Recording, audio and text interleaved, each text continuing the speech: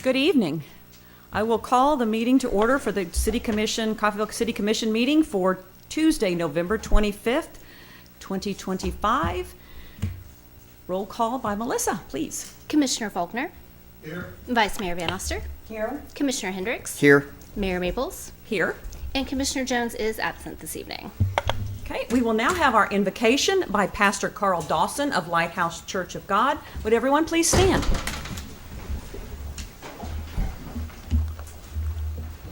Let us pray.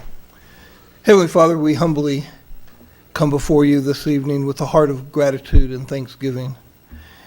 And Lord, we ask tonight for divine guidance for the men and women of our city commission and our city manager.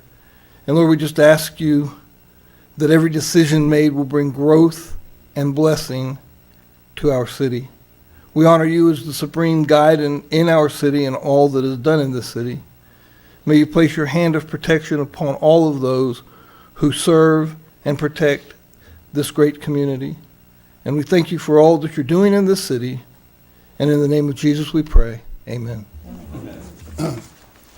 I pledge allegiance to the flag of the United States of America and to the republic for which it stands, one nation, under God, indivisible, with liberty and justice for all.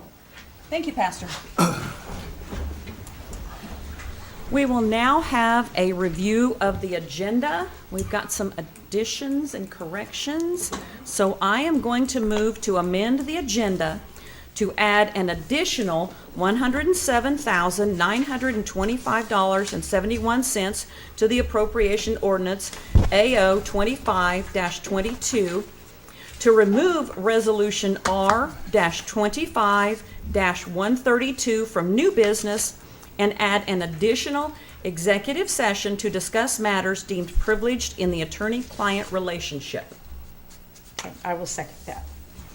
Motion is made by Mayor Maples, seconded by Vice Mayor Van Oster, to amend the agenda to add an additional $107,925.71 to appropriation ordinance AO-25-22, remove resolution R-25-132 from new business, and add an additional executive session to discuss matters deemed privileged in the attorney-client relationship. Commissioner Faulkner. Aye. Vice Mayor Van Oster. Aye. Commissioner Hendricks. Aye. Mayor Maples. Aye. All right, we will move on to our consent agenda. The first item is the City Commission meeting minutes for Thursday, November 13th, 2025. And then we have 2025 appropriation ordinance number AO-25-22 in the amount of $3,679,877.32. Does that include this 107? Yes, that is Okay. with the additional 107. Okay. All right, and Anne Marie will make comments. Okay, yes.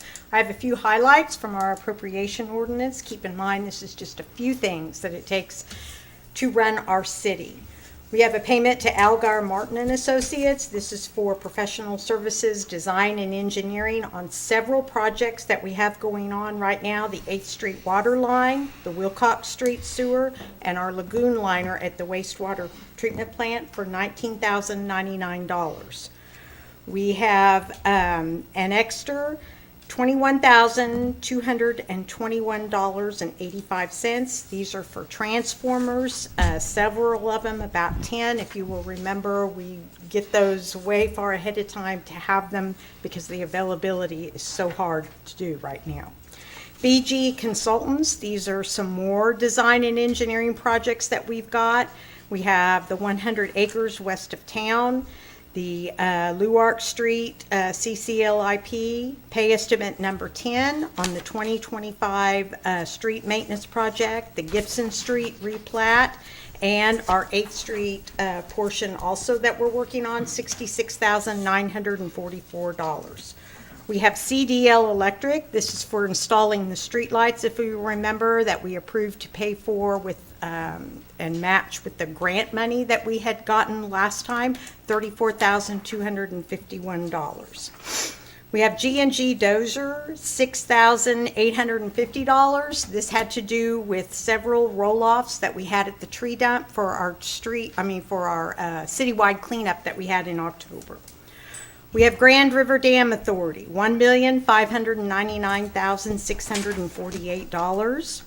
KMGA Gas Supply Operating Fund, $384,577.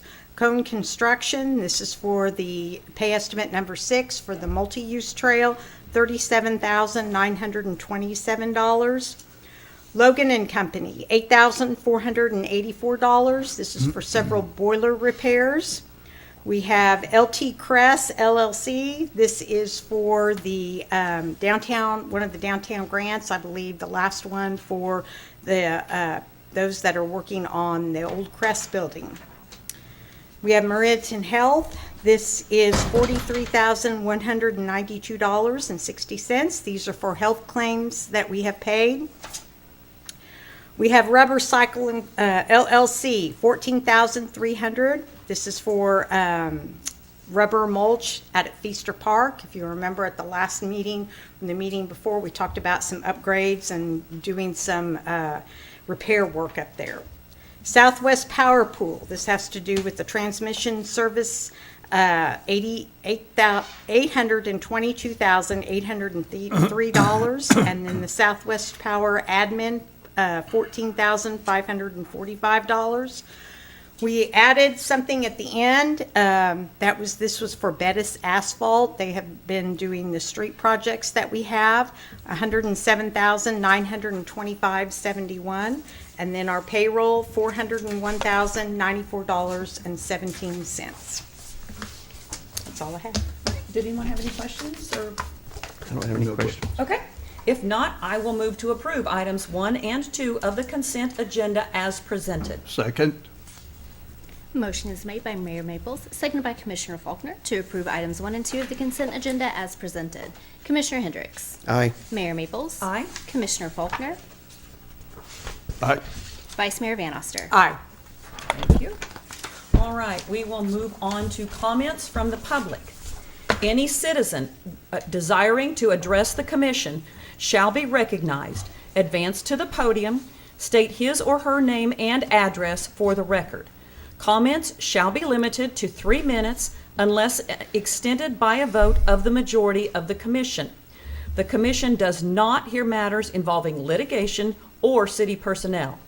The commission does not take action on subjects not on the agenda unless unusual or hardship conditions exist. Citizens may address the commission on agenda items as they are brought to the floor. Good evening. My name is Dr. James F. Lindsay. I serve as Chief of Chaplains of the United States National Defense Corps, President of Military Bible Association, and pastor of Coffeyville Worship Center.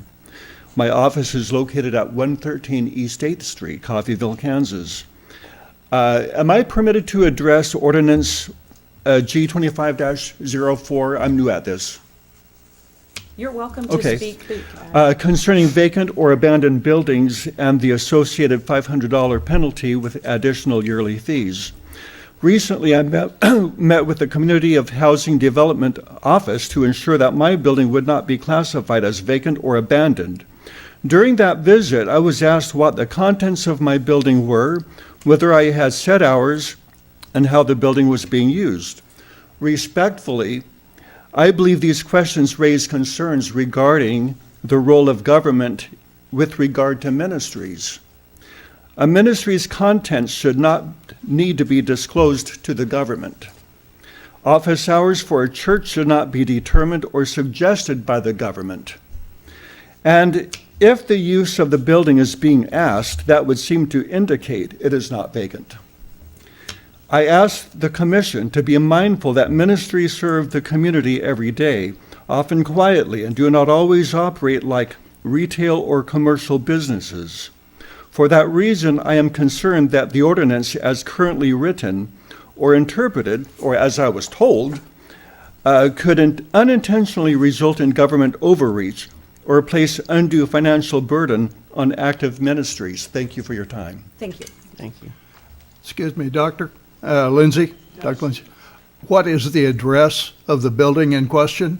113 East 8th Street.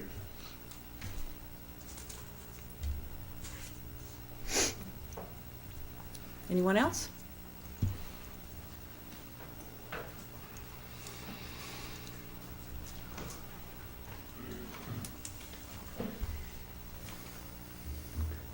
Marcus Kassler, 502 Overlook Street.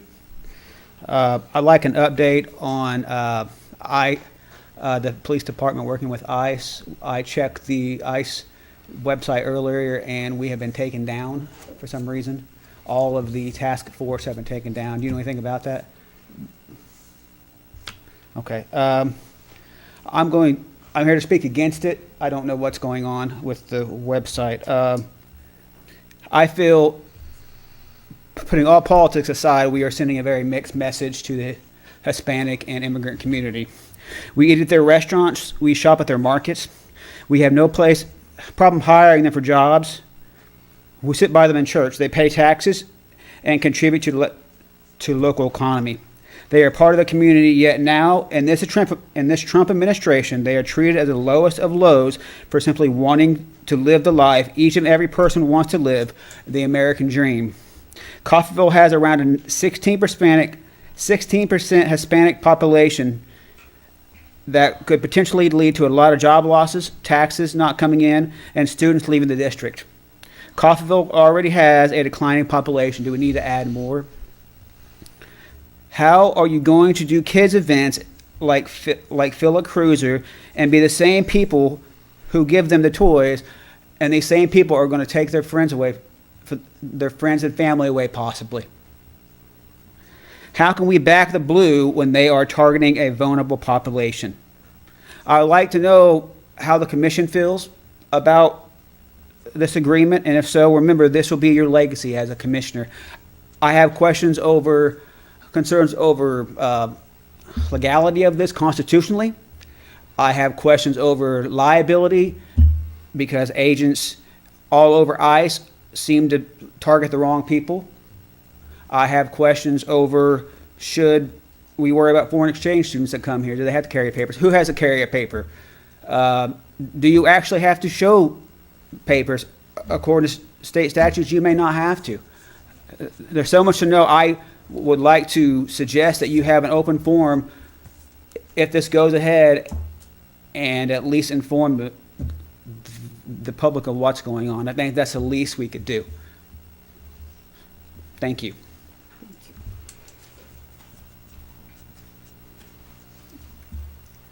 Anyone else?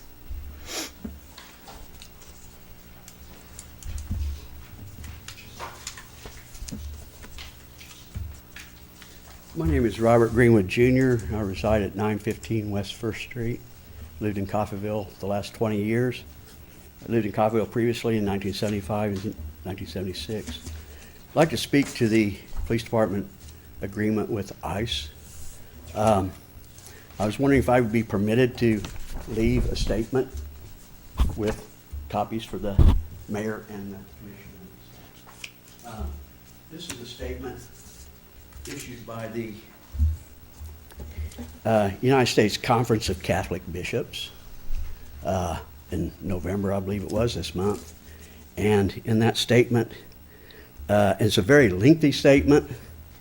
I won't read it. It's a very lengthy statement, very detailed. But one sentence kind of sticks out. ICE is doing a mass deportation. And one statement, the bishops state, 216 bishops agreed to this statement.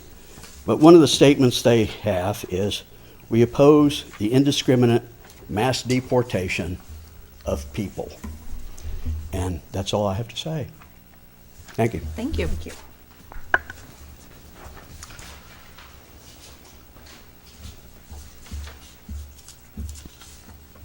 Madam Mayor, Yes. may suggest the 287G program is on my list in the city manager report. Okay, would you like to go ahead and discuss that? address If you'd that like, now? I can address that now, Yes, or we please. can wait till the end of the meeting. Feel free. Okay. A few things to note with this program. We did send out a press release to the media, so they have some quotes and some of our thoughts on that. I actually have a Facebook Live with just the Hispanic community. I'm not part of that connection and who they are, but I'm told there's about 500 folks that participate in this Hispanic Facebook Live group.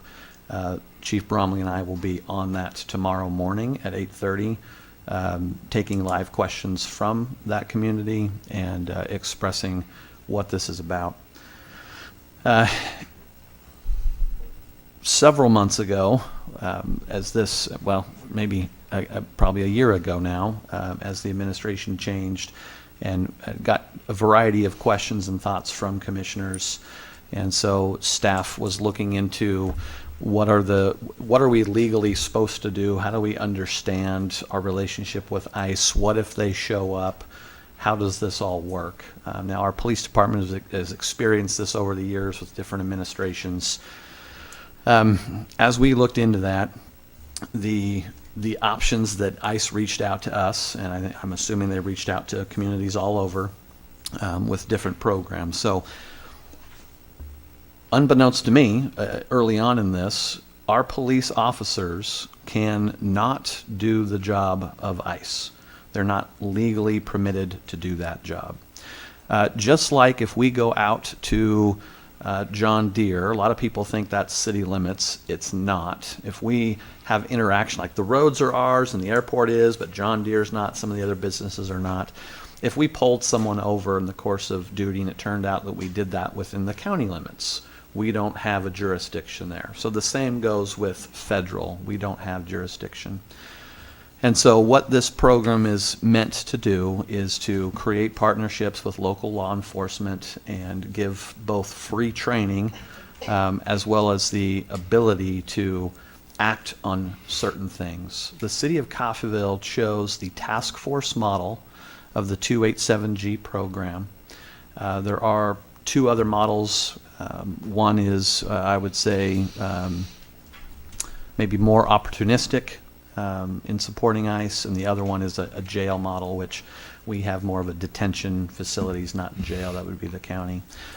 We believe the task force model also gave us the greatest flexibility to determine how we want to participate within this. And so it really comes down to the same thing we have with, same interactions we have with the, I've been thinking their name all night, so I would remember it. The marshals or Homeland Security or these other federal agencies, we cannot act on their behalf, and so they have to be present or they have to pass on that authority. So in Coffeyville, how this will be applied is purely during the course of action that Coffeyville officers are doing. So for example, if they pull someone over for a DUI, and in the course of that investigation determine if, there's things we have to do just because they're swerving around, you don't know if that's a DUI. So they go through an investigation of that process to determine if someone has broken the law. If that in that course of trying to identify identity, it is found that the federal government, ICE, has a detainer, which simply means that they are wanted to go into the judicial process. This program allows us to detain them if ICE wants to come get them or not. When I say get them, take them into the judicial process at a federal level. So today, if you pull someone over and you can't identify their identity because maybe they don't have an ID or something like that, there's just the process for that local violation, and then they move on. The change is that if ICE is out and they are identified this person for some type of other criminal misbehavior, that we would notify and can legally hold that individual until ICE would come. Again, if they choose to come. What we're finding across rural areas is that they're very busy in high populated areas. So the theme of all of this is to tell businesses and residents and our schools, the police department in Coffeyville is not going to go door to door. Police department in Coffeyville is not going to go to businesses. It's not going to go to schools. It is not looking for people. It will not make decisions based on protected classes, anything that is, again, by law discriminatory that you cannot do, that we can get in trouble, officers can get in trouble by the law for acting in those ways. It will, however, in the course, the Coffeyville Police Department, in the course of its daily duties, when it is interacting with someone that has broken the law, if there is an ICE detainer on them, work with our federal partners on that. Looking at all of this and researching, I know how political this can get. I believe the media is out there trying to influence all of us to hate and anger, and we don't want that in this community. Early in the year, I reached out to our Hispanic Cultural Association in town and the event. We encouraged them to put that event on. We told them that we would give police support if they didn't feel safe from other members of the community. Ultimately, they decided not to do that, but we appreciate and value everyone in this community and the contributions that they're giving. And so we are not looking to go find them, but if there are folks that break the law and have connections within the federal government, we will abide by that law and support ICE in that case. The other thing I'd bring up, if ICE shows up, people say, well, you're working with them. They have come twice to our community, once that we are notified, and the helping with them is giving them the conference room that we have or support within that. We do not go out with them unless it's in the course of legal action that pertains to us. Maybe it is to detain violent members of a community or someone that is violating laws within here locally. We would support at a local law enforcement level, but not out searching for people. I know that probably still won't make everybody at ease. It was very concerning to us this last week. We have done the Fill a Cruiser, I think it's 10 years now, Melissa, is that right? For 10 years, and that is out to support children, and there's no requirement of their immigration status. It's for those in need. And we had heard kind of through the rumor mill that there were some families that didn't want to put their children's name on that list for fear that we would then somehow, I can understand why that fear is there, and it saddens me that it's there. But no, we're not going to go look at a name on a piece of paper, assume that because it's a Hispanic name that somehow these people's immigration status would be in question and look into them. So we're not out doing that. We want to support our community equally for all residents here.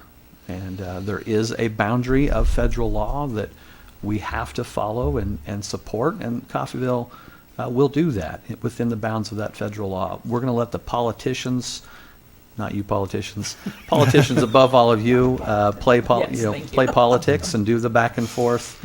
Our Coffeyville police officers are extremely professional. They live in this community. Many of them, if you were to go out and discriminate, you might want to choose them before a name or a skin color. We're not doing that.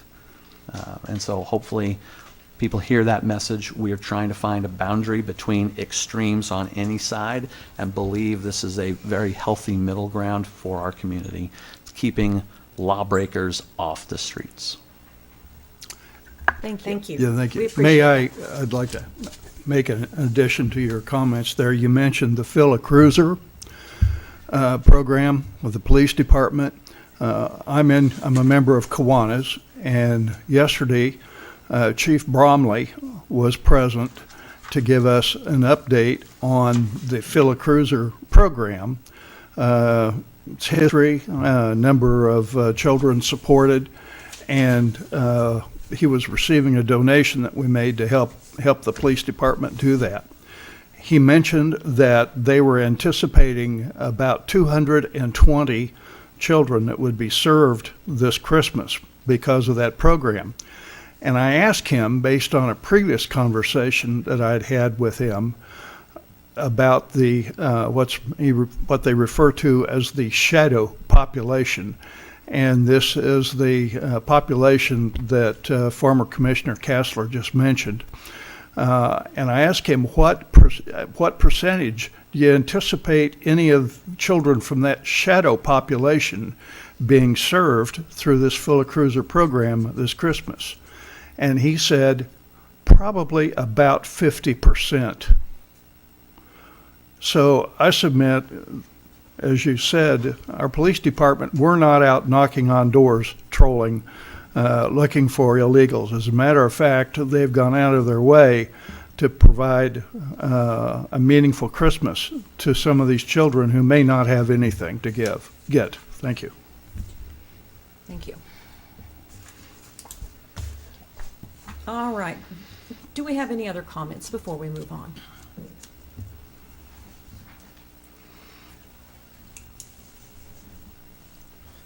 My name is William Kendall, 1521 Willow Street. Good evening, everyone. I stand before you today to express my concerns about the 287G agreement between the City of Coffeyville and ICE that was just discussed. I understand the intention is to enhance the public safety, but I think the partnership risks damaging trust between our local law enforcement and immigrant communities. It could lead fear, division, and reluctance to cooperate with law enforcement, ultimately making our community less safe, so it'll work in reverse.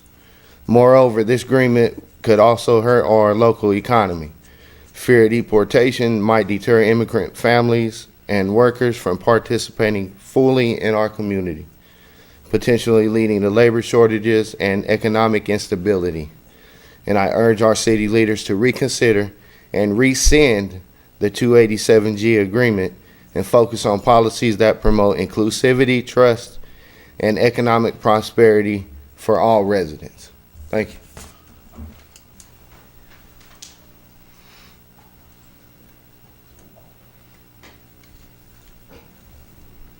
Carl Dawson, 102 Ohio Street. Madam Commissioner, having served as a supervisor in detention prior to becoming a pastor in New Mexico, we had a task force agreement with the with ICE. Okay. And as a supervisor, as a booking supervisor, as one who received, we found that as they did that in the task force forum area, that actually gang activity and other activities in the community went down because they left the community because of the working agreement with ICE. I'm not for it. I'm not against it. I'm just trying to give some background on what has happened in other places that I've been. And like the city manager said, they don't actively go out unless they're requested or in the operation of their normal duties. And so it works both ways for the community. You may have some that leave the community because of their affiliation with various gangs or various scrupulous people, but it also seems to bring the overall safety of the community up because they're not actively going after people that that it's simply a task force thing. As a supervisor, I had released several detainees to ICE who had other charges. We had one that was actually a murderer from the El Paso, Texas area. And so it works, it does work. And I would just urge the community to give the task force the opportunity to do what it's programmed to do. And then if in 6 months it's not working, it can be readdressed, but at least give it an opportunity. Thank you. Thank you. Am I allowed one more comment? I'll make it brief. As a retired United States military officer, I can tell you that illegal immigration is a national security issue, and we don't know who's here. And we need, if we don't have borders, we don't have a country. That's all I've got to say. Thank you. Anyone else? All right. We will now move on to our regular agenda items, our public hearings, special presentations, and proclamations. We will have a presentation by the Friends of the Charlesworth Pool by Ryan Thompson. Good evening, Commissioners, Good City evening. staff. I've asked Scotty to come up here, as well as I asked Janie and Sam to come up as well, representing the foundation, but they sat back. But any questions that you guys may have after that I read through this, please feel free to ask anything. Good evening. My name is Ryan Thompson, and I'm here representing Friends of the Charles Worth Pool LLC and the Coffeyville Area Community Foundation. Together, our goal is to help renovate, reopen, and sustain the Charles Worth Pool and FKHS Natatorium, a facility that has served Coffeyville for over 50 years through water safety education, therapy, lifeguard training, and competitive swimming, including a strong and long-standing high school men's and women's swim team and a community summer swim team for the youth. Since June of 2025, this year, USD 445 was preparing for demolition and closure of that facility. With demolition estimates currently at around $800,000, our volunteer group has been meeting weekly to find a solution. In response, a joint subcommittee was formed with high school board members Jason Barnett, Cindy Price, and Matt Jordan, along with district administrators and community volunteers. Through that work, we now know a few concrete things. The pool basin is structurally sound. The building structure, masonry, block, and brickwork is in good condition. Renovation is estimated currently at between $2.1 to $2.4 million. The facility needs cleaning, ventilation, a new HVAC system, and major roof replacement, but it can be repaired, and the community overwhelmingly wants it preserved. The district has provided a clear path forward for us to repair and reopen this facility. If Friends of the Charles Worth Pool and the Coffeyville Area Community Foundation can support approximately $1.6 million of the renovation cost, USD 445 will continue discussions toward a long-term agreement to save and reopen the natatorium. In just the past 4 weeks, Friends of the Charles Worth Pool LLC and the Coffeyville Area Community Foundation has raised nearly $1 million and counting in contributions and pledges. This overwhelming level of community support speaks volumes. Every donation reflects not only commitment, but the desire to save lives. Every child who learns to swim, every teen trained as a lifeguard, every adult who receives warm water therapy represents safety, health, and in many cases, a life saved. We recognize we have significant work ahead of us, but we are up for the task. We recently had an incredible match day through the Coffeyville Area Community Foundation, where in just one day, the Charles Worth Pool Fund received nearly $200,000 in contributions. To complete this partnership and reach the $1.6 million goal, we need strong local partners to stand with us. Tonight, we respectfully ask the City of Coffeyville for a letter of commitment supporting a local impact investment loan ranging from $600,000 to $1 million that would be repaid with a shortened time frame and would be used for the purpose to help fund the renovation of the Charles Worth Pool and Natatorium.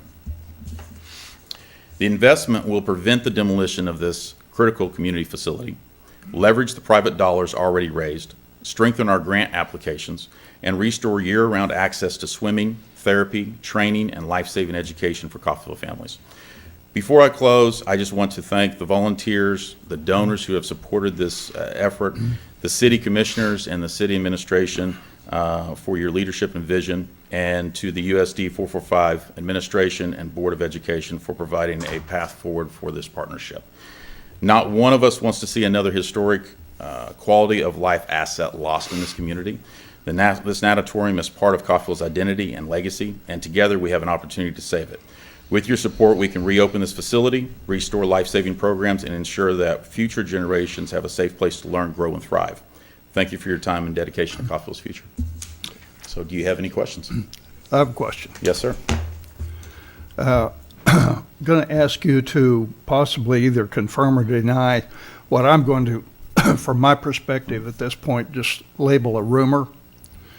And I have not seen the original USD 445 budget as it was presented initially to the board, but I am told, and I've not seen that document myself, but I'm told others have, that there was included in that budget $2+ million, and it was labeled natatorium repair.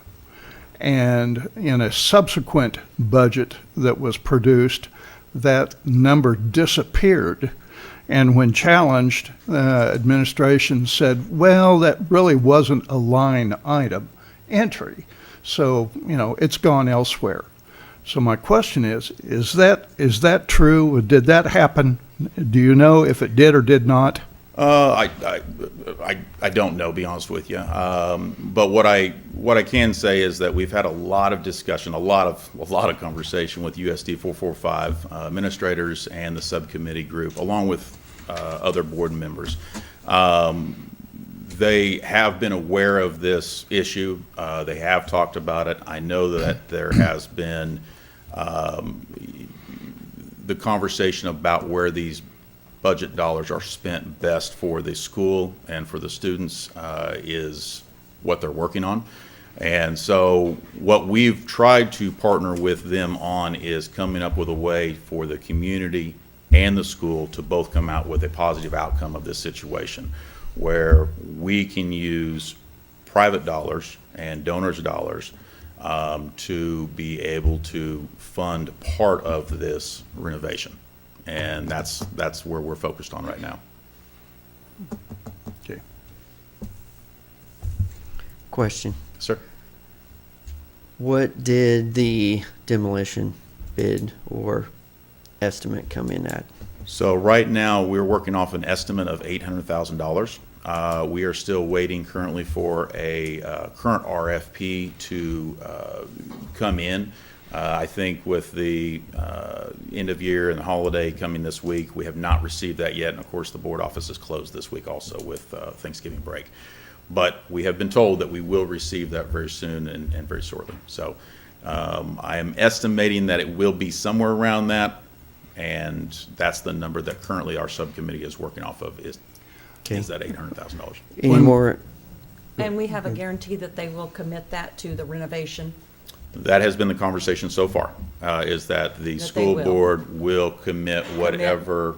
Whatever the cost of the demolition is will be committed to the renovation. Yes, and right now, we're working off of the $800,000 Okay. number.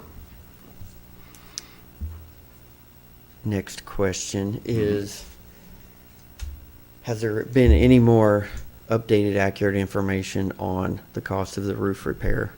2 million plus seems very high. I agree, but what we're working off of is where the engineers have come from. Navitas is the name of the engineering company that the USD 445 was using.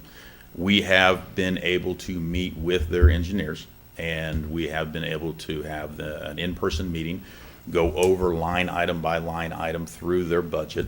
Obviously, I think that any time, and you guys know this from all your extensive work here at the city, every time you get one of these budgets and one of these quotes, there's opportunities to be able to go back through and line item out certain things and be able to readdress certain areas. Obviously, cost of materials can change, and the one thing that we are working with the USD 445 on is to look at local contractors, and we believe that that will actually drop the cost, we hope significantly, and that we can actually use some local contractors involved in this process. Okay.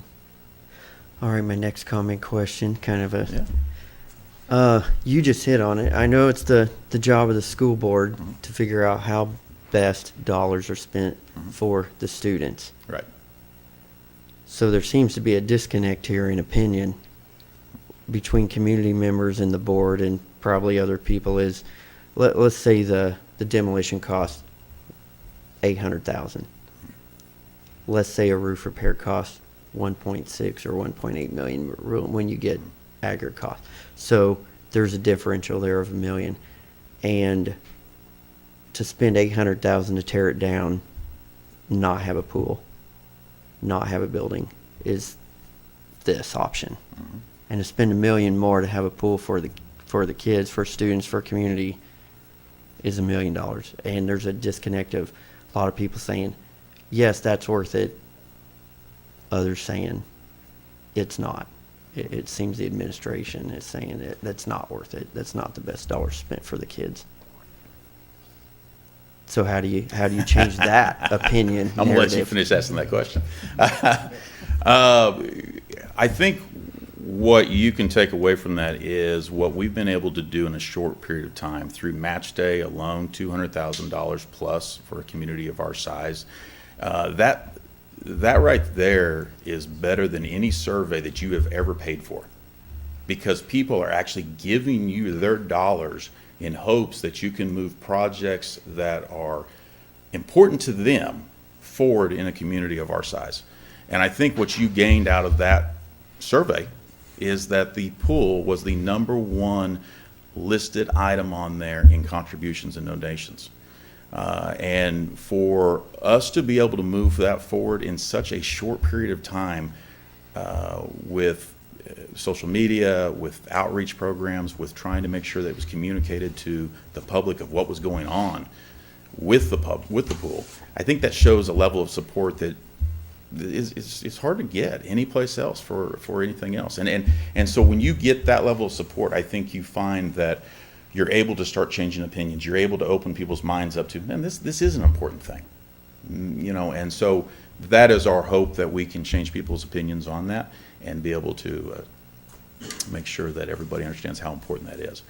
The other side of that is, in the last 4 weeks, the foundation has reached out, and like I said, I believe we are nearly at 1 million or over, and at this point in time, it has been a very successful campaign for contributions and pledges for that, and I think that shows an overwhelming amount of support for an entity and a facility in our community. So that's what I would have to show for proof of that it means something. Okay.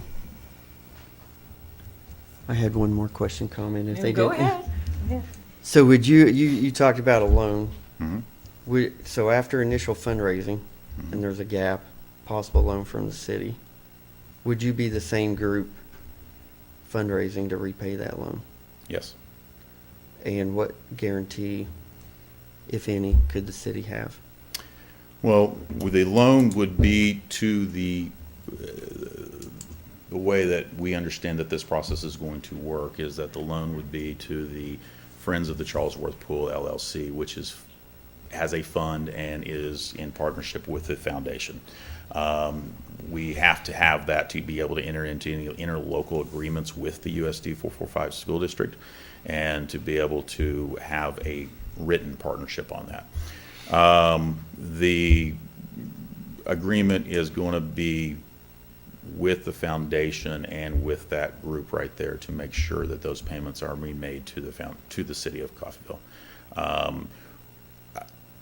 You know several of us that are standing up here, and you know several of us that are here in this room tonight, and I don't think that any of us would be standing up here and be putting ourselves and our names necessarily on the line and coming and asking for these dollars if, one, we didn't believe in the project and we didn't believe that it was important, and two, if we didn't feel confident that we could repay this loan in a timeline that would be that we can work with the city on and everything else. So. Okay, thank you. So what are we thinking on a timeline? I mean, what was your thoughts of a timeline? Timeline that we would be looking at, or that we would ask for, Okay. is probably no less than 36 months, and 24 to 36 months is what we would like. So I mean, I guess no more less than 24 months, but 24 to 36 months would be appropriate for us, that we believe that we can make sure that we're not putting anything at risk from the foundation side of things, and that's something we fully believe that we can commit to and make sure that we're have it paid back in a timely manner for the city. And we believe that this is really how impact investing works best in our community, when obviously the city has some dollars available. We understand that there's a lot of projects out there. What we're asking for is a loan, though, and we're not asking for a grant or dollars to be given to us. We're fully committed to paying those dollars back. We're fully committed to being able to turn those dollars back around to you guys in the event that we want you guys to use those to invest in other opportunities in Coffeyville. So So when the project's done and everything's in full use, is the school going to commit to, school district going to commit to upkeep it? So we're working with the school district right now on exactly what that partnership looks like. And we've already had some discussion on that and some conversation. We're working through the details of what that looks like from their end, from our end. There is an agreement where we would help maintain that ongoing we want to be involved with the pool going forward in the future for everything from maintenance to operations to how can we make this more of a community asset. We've already discussed opportunities to possibly add amenities in the pool to make it a more community asset to where it's open, more open for community access, adding potentially ADA compliant restrooms, adding operations to where people don't have to go into the school. They have everything self-contained within the pool area. Trying to make it like the Ash Center in Independence. Better than A little Ash. bit.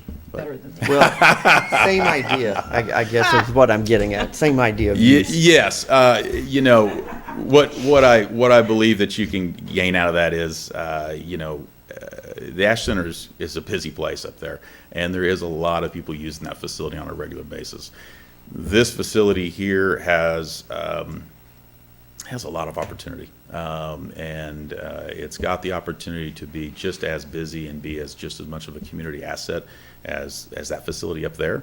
The one thing that this facility has that no other facility has within 150 miles or approximately is that in Kansas is a competitive swimming pool, and that right there sets it apart from any other operation in the state of Kansas or in this area in Kansas. And what that does, though, and what that means is that we have teams from Parsons, from Independence, from all over the area that are coming to our facility to either host meets during the high school men's and women's season, or they're coming in for practices, or we have availability to do all year round training and swimming for events and things of that nature too. So we have the potential to bring people to Coffeyville to compete, Yes. and their families, and dollars to be spent in Coffeyville with a competitive. Yes, on a regular basis, during the regular men's and women's swim season, there's usually anywhere from 2 to 3 meets hosted here. And in that event, you can see anywhere from 4 to 8, maybe sometimes 10 swim teams coming from the area. Some of those teams are driving from Emporia, Osawatomie, Ottawa, Pittsburgh, and they're driving here. And over the years, Coffeyville swim team has had an outstanding program, and we've had kids from Pittsburgh coming over here to swim on our swim team. We've had kids from Independence coming down to swim as part of Coffeyville, and we don't want to see that being lost. We want to see that reputation that Coffeyville has had as an outstanding program and a leader in that swim be continued on, and so. That's why we're here, asking for any help. All right, thank you. And as you continue, if we come up with an agreement this evening, Yes. you still will keep on raising your funds Now, so that that end goes up as much as yes, you can. the goal is that, and the reason that we're here tonight asking for these dollars now is that December 1st on Monday, the USD 445 is going to be meeting. They're going to be starting that process. They want to make a decision on whether to close and demolish the pool on December 8th at the school board meeting, or if they are going to move forward and be able to partner with us to keep it open and renovate it and keep it alive. So the reason we're here tonight is to ask for these dollars now, so that way we have the backing, we can secure the renovation project. And then going forward, absolutely, we're not going to stop on dollars being contributed to donors. We're going to be putting a serious campaign out there. The last 4 weeks have just been through personal connections and through friends of Coffeyville Swimming, and in the future, we'll have much more going out. Including grant applications. We're looking for grant applications. We have some things in the work already. We're looking for dollars. And in the event that we do raise enough dollars to pay back the city loan even quicker, that would obviously be the goal. Okay. We do not really want to be in debt. We do not like taking on the loan. But we felt that this was necessary to make sure that we had the dollars in the right place at the right time. Okay. Okay. Commissioner. Are you thinking What you mean? 600? 600? To you want 600 to a million? No, Six- probably just 600. And then Okay. possible Did adjust you later. have something you guys want to say? I was anything? going to say, make sure to speak in the microphone, because I think Oh, there's I'm sorry. lots of ears We're sorry. listening about the No, we're conversation. sorry, we're just, We're talking. We're mumbling up here. you're sorry, we don't mean to mumble.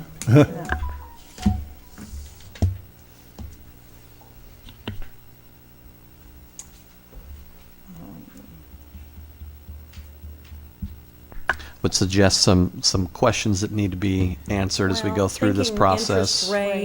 Interest rates, time, Timeframe. 24 to 36 month,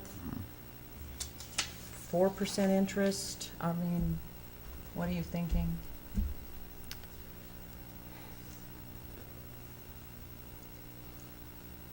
I was trying to think of a friendly loan. 3%? 3%. 3%?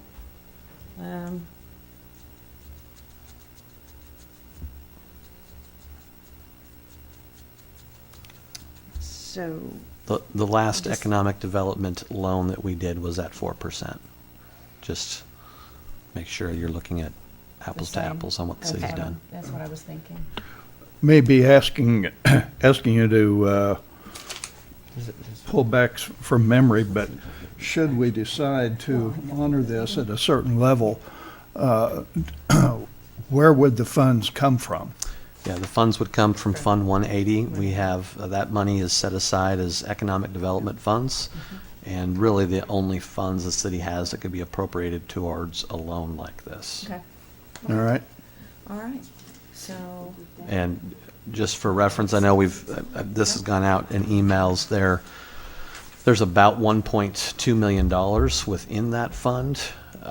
When you push back our ordinances on requirements for reserve within those, really there's about $1 million that can be utilized. okay. All right, well, yeah, okay, I am going to make a motion for the city manager to sign a letter of commitment to the Friends of the Charlesworth Pool for a bridge loan not to exceed $600,000 to bridge the expense of the Charlesworth Pool, including the loan term of 24 to 36 months, interest rate of 4%, and a payment schedule beginning 2 months after funding. Second. Okay. okay, It Commissioners, has to be. Discussion. Let's I get think you have to pick 24 or 36. yeah, we need an Okay, actual, do you want to go 36. 36? so 36 to 36 Let's would be, make 36 would 36, be and then- appreciated. If that, If you get sooner, better, but we'll give you yeah, we'll do 36 that. months. How's There that? you go. Yes. Are we good with that? Okay, and the expense of the Charles Roof, yes. Okay. And my second remains. Okay. Okay. Motion is made by Mayor Maples, seconded by Commissioner Faulkner, for the city manager to sign a letter of commitment to the Friends of the Charlesworth Pool for a bridge loan not to exceed $600,000 used to bridge expense of the Charlesworth Pool roof, including loan term of 36 months, interest rate of 4%, and a payment schedule beginning 2 months after funded. Mayor Maples. Aye. Commissioner Faulkner. Aye. Vice Mayor Van Oster. Aye. Commissioner Hendricks. Aye. does that work? We didn't necessarily ask right there. Yes, we very much appreciate that. Thank you so much. And we will hope to come back with a great report that we've come to an agreement with the USD 445 and that we're able to move We hope forward you on do. renovation. We hope you do. So- We're rooting for you. Thank you very much. Yes. We'll get Thank with you. you on producing that letter and signing it. That would be great. Thank you. Okay, And thank just you. as a final note here, quick pencil pushing, if you say you've already got 1 million, does that include the match day funds? Yes, it does. It does include, okay. Yes, it does. So you've got 1 million. The school has already committed to 800 to 900,000.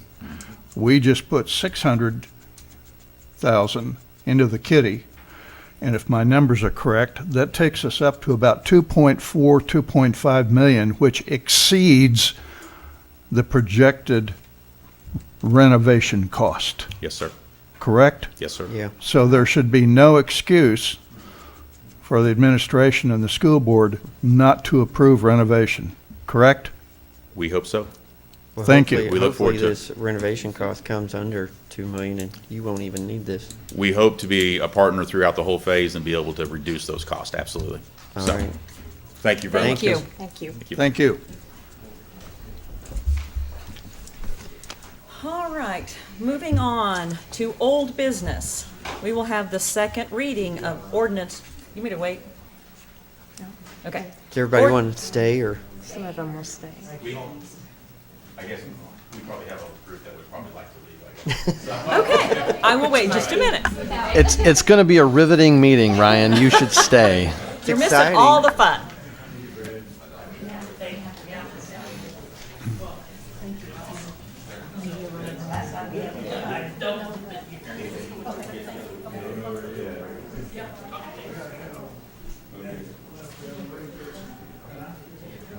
Just say you All right. have to leave or stay.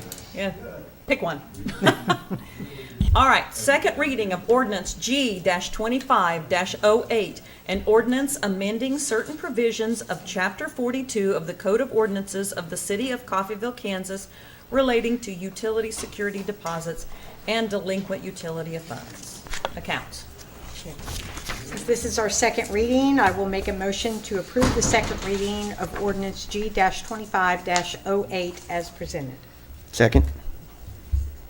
Motion is made by Vice Mayor Van Oster, seconded by Commissioner Hendricks to approve the second reading of ordinance G-25-08 as presented. Commissioner Faulkner. Aye. Vice Mayor Van Oster. Aye. Commissioner Hendricks. Aye. Mayor Maples. Aye. Okay, moving on to new business. Resolution R-25-127, a resolution to approve purchase of a 2026 Chevrolet 3500 double cab from Romans Motors for the Coffeyville Fire Department. Fire Chief Mike O'Connor will make comments. Good evening. Good evening. Hopefully this is an easy one. Hope so. Mayor Commissioners, come before you guys tonight to get approval to purchase a new 2026 Chevrolet 1-ton double cab pickup from Romans Motors. A little background on this. We not exactly sure where the funding came from. It was before my time at the fire department, but we received funding from, I believe, Homeland Security when we started the hazmat team in 2004, 2005. We received a 2005 Chevy 5500 Kodiak truck that was used at the time to pull a 16-foot hazmat trailer throughout its course. It's kind of transitioned into more of a what we would call a brush truck, so grass fires in the spring months. In 2022, we received funding from Homeland Security money, right around $200,000. We purchased a new truck and trailer. So at that time, this truck then went to where it did nothing but grass fires, and it's a very big, very heavy truck. We saw what the used market was, and these trucks were going for anywhere from $80,000 to $100,000. We listed it. Within 2 days, we had fire chiefs from Texas, Georgia, Utah that were contacting us on it. We had a local department from Labette County that contacted us about it and pretty much made a full offer on it. So it came about pretty quickly. So in speaking to the city manager, we got approval to go ahead and sell it. So the funds that we would use to purchase this truck would come from the funds that we've already received for the sale of the 2005. So we believe we can outfit it with everything we need with essentially no costs out of the operating fund. It'll all be from money that we accumulated through the sale of the truck. So I put in some various equipment costs that it'll take for us to go ahead and outfit it. That'd be a skid unit, flatbed, lights and sirens, a couple other smaller additional things. We believe it'll be somewhere around $79,500. So obviously with the new truck, we'll have a brand new truck. It'll have a 3-year, 36,000 mile bumper to bumper warranty, and I believe it's got a 5-year, 60,000 powertrain. So it's a lot smaller of a truck. It's a lot lighter. It'll work a lot better for what we need it to be intended for. So Is it diesel or gas? it'll be gas. So we went with gas. They're quite a bit lighter. They're about They are. $12,000 cheaper. And easier to So, maintain. Yep. So it's not the cheapest one, but it's the cheapest one that fit our needs. So there was a regular cab, which would be just the single bench seat in the front. That's about $1,000 cheaper. This is the one that's got they don't really make an extended cab anymore other than Ford. So we didn't want the full crew cab, so we went with the double cab, which looks like it's got a smaller half door. So that's why, like I said, that's why we didn't go with the cheapest price of the four options. And that was just the size of the truck that we needed. So Okay. Okay. Sounds good. I'll move to, Go ahead. okay, I'll move to approve resolution R-25-127 as presented. I'll second. Motion is made by Commissioner Hendricks, seconded by Vice Mayor Van Oster, to approve Resolution R-25-127 as presented. Vice Mayor Van Oster. Aye. Commissioner Hendricks. Aye. Mayor Maples. Aye. Commissioner Faulkner. Aye. Thank you. thank you. Thank you. All right, now we have Resolution R-25-128, a resolution to approve a work authorization agreement with Alger Martin and Associates for process engineering at the water treatment plant. Executive Director of Public Works Jim Wright will make comments. Good evening. Good evening. Alger Martin, we're working with them on updating our process of what we're doing. I know we've had work sessions about improvements that we're going to do at the water treatment plant, or we want to do. This is one of the items that they're going to be doing for us. Another one's going to be testing the facility to ensure that any improvements that we do are lasting. This agreement will be to go through our treatment process and identify any areas for improvement. This won't happen until we have all of our testing done to make sure the facility withstand the upgrades. Okay. Okay. I assume a lot of this work is going to be comparing to other water treatment facilities that have been built in the last couple of years in the region and what No, they're doing? This is going to be specifically for ours, what we are doing and how we're doing it now, and ways we can improve what we have existing. Okay. This isn't for the Okay. new project? No, it is not. No, Just not for the new current plant. No, situation? it is not. No, this is what we're trying to expand on what we have to prevent from having to do the new plant. If you recall, with our plant being 52 years old, and as we looked at funding opportunities, extreme amount of funding to do major rehabilitation and upgrades and/or new plant. And so staff is out attempting we want to make our plant last another 25 years. And so there's a lot of pre-engineer work that needs to happen for us to be confident in that plan. This is one of many of those parts. Okay. If there's no further questions, I will move to approve Resolution R-25-128 as presented. I'll second. Motion is made by Vice Mayor Van Oster, seconded by Mayor Maples, to approve Resolution R-25-128 as presented. Commissioner Hendricks. Aye. Mayor Maples. Aye. Commissioner Faulkner. Aye. Vice Mayor Van Oster. Aye.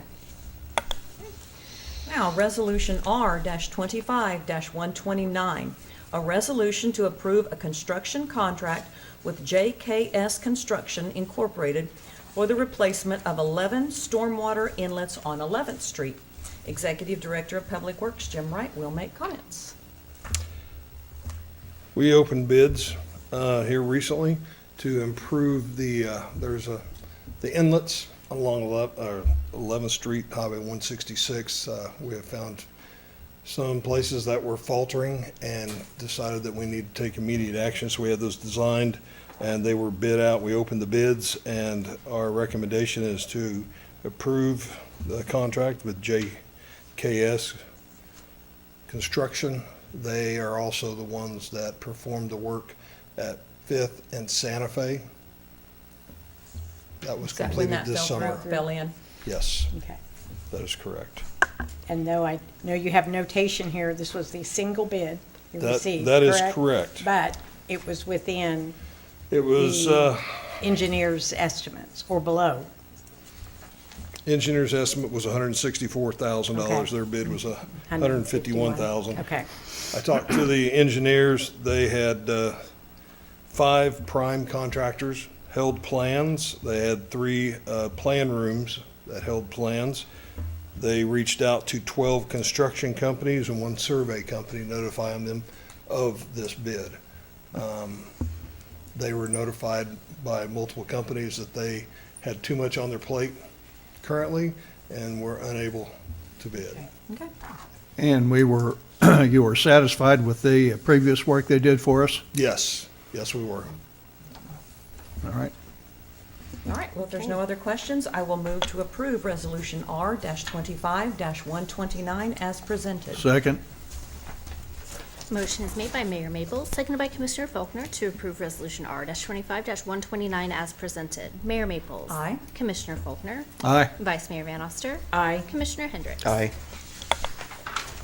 All right, now, Resolution R-25-130, a resolution to approve change order number 2 for the multi-use trail project.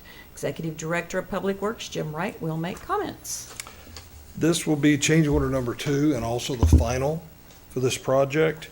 This was a decrease because of resulting in deduction of $16.97 for pavement markings that were not used. Also, there was an additional $110 from a math mistake on previously, so this will complete the project. The contractor is not going to come back and do any additional work for us. They are not obligated to. We do still have a little bit left there to do, but we'll have to contract that out ourselves. Okay.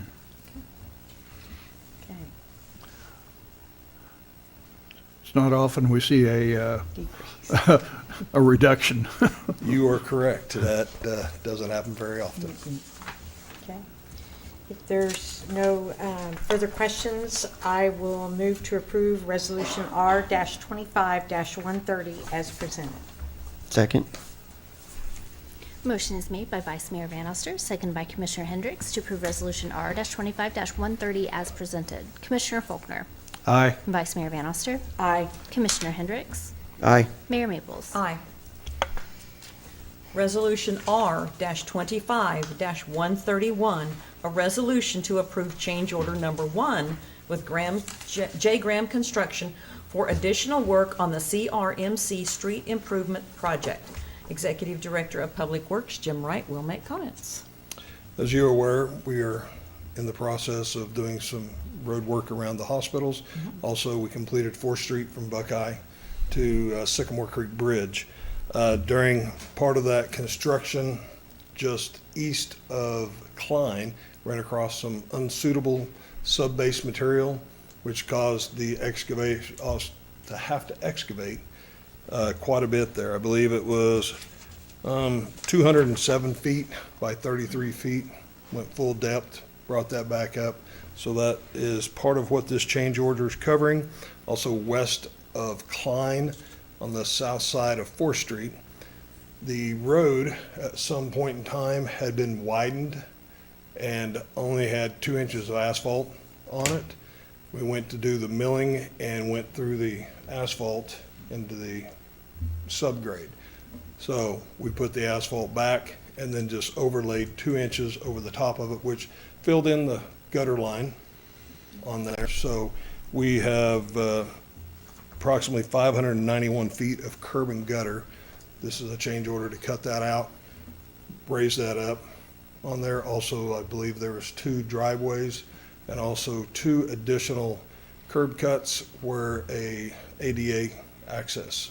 One of them in front of the school and another one's going to be in front of CRMC. What was the substrate they hit? I'm sorry? What was the substrate they hit in On the milling? Milling, nothing. Nothing? They took up 2 inches and ran into subgrade, so there Dirt? wasn't enough. Yes, Good grief. yes. And this is the part from Klein on down Going west, to 4th, so that's why those cones are there. yes, So that part will be, yes. They're in the middle of doing that. They've got to that right, spot there. They're going to continue on okay. to the east to Klein. So those two items is what this change order is going to cover. All right, well, if there's no more comments, I will move to approve Resolution R-25-131 as presented. Second. Motion is made by Mayor Mabel, seconded by Commissioner Faulkner to approve Resolution R-25-131 as presented. Vice Mayor Van Oster. Aye. Commissioner Hendricks. Aye. Mayor Mabel. Aye. Commissioner Faulkner. Aye. Thank you, Thank you. Commissioners. Thank you. All right, now, Resolution R-25-133, a resolution to revise the City of Coffeyville Fund Balance Policy. Director of Finance, Martin Cummings, will make comments.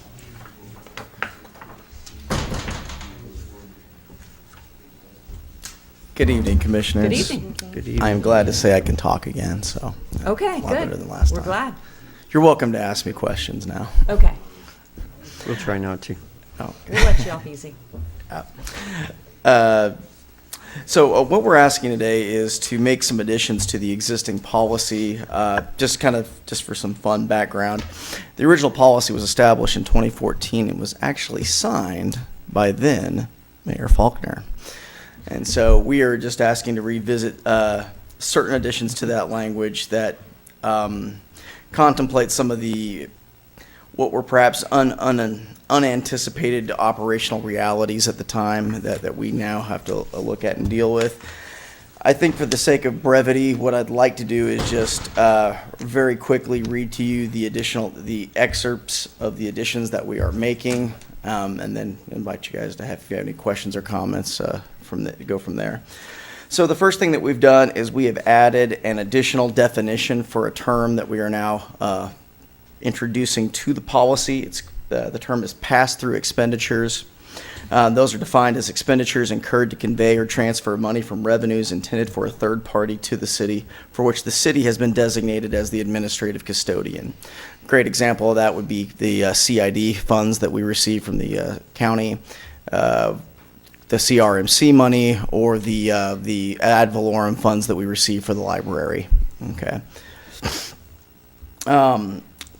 Additional language that we have proposed to make would be to add to the general fund would be to include a target of 25% balance. So still maintaining the minimum balance of 15% stipulated in the original policy.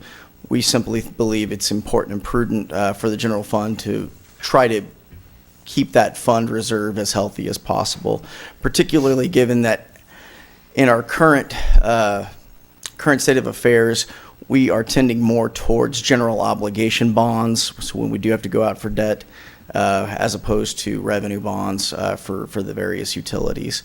And that's just because we get the best bond rating going that way. And so with the credibility of the city on the line, not just the credibility of the revenues from a particular utility, we believe it's prudent to target a higher fund balance and maintain that.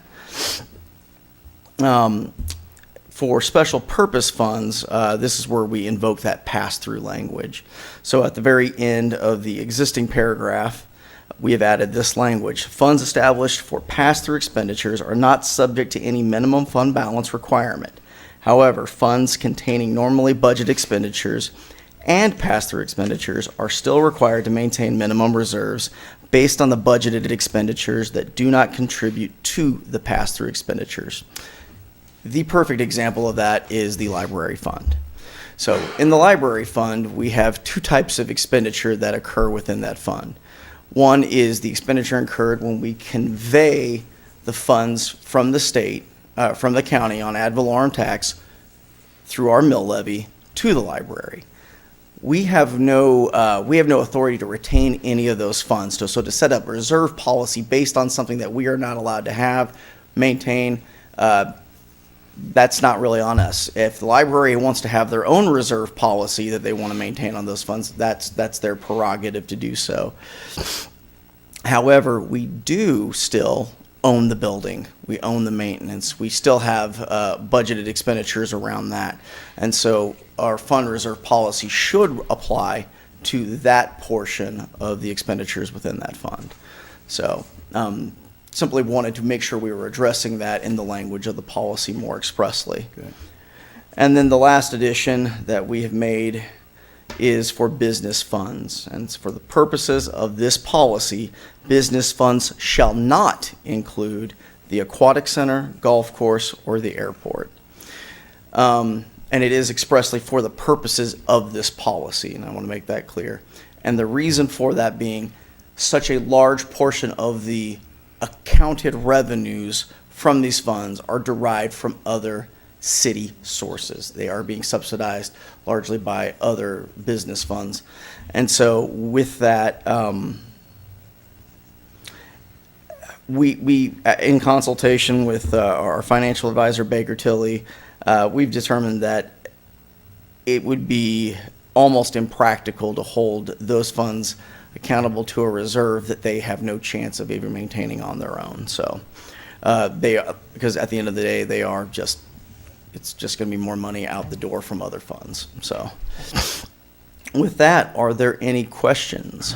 So if we approve, you're assuring us that this change, these additions, will meet the generally accepted accounting procedures for cities and will pass muster at the next city audit. Yes. So to address that a little more deeply, the auditors, from a KMAG perspective, are not looking necessarily at our fund balances, with one exception. Generally speaking, the auditors from the state standard are looking, do we have cash available in the funds to support the budgeted expenditures that are being proposed, that they're being authorized by our budget? And so they'll look at what we did, say, in 2025 and say, okay, well, you guys spent X amount of money, but you seem to have spent more money than you had available in your fund through revenues or pre-existing reserves. That's a violation of cash law. That's a problem there. So certainly having this policy ensures that we avoid a cash basis violation.